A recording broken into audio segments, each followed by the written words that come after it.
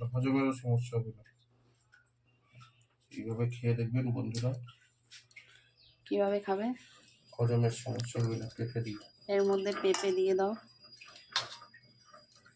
হজম ভালো হবে। খাসির মাংস হজম করার জন্য পেঁপে কুচি কুচি করে আমি দিয়েছি, 2 পিস বড় রেখেছি আমি নিজে খাবো বলে। সেটা পরে বলছি। বুঝতে পারবো না, না তো কিছু বড় বড় কিছু পিস বড় বড় পিসগুলো দিয়েছি খাবো বলে, আর বাকিগুলো দিয়েছি খাসির মাংসটাকে নরম করার জন্য, তাই তো?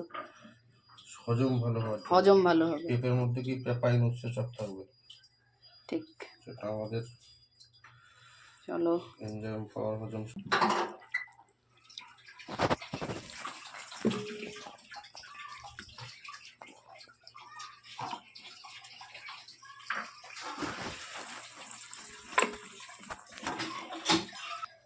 বড় বড় করে মাংসের আলু, খাসির মাংসের আলু কাটা কমপ্লিট। দেখো,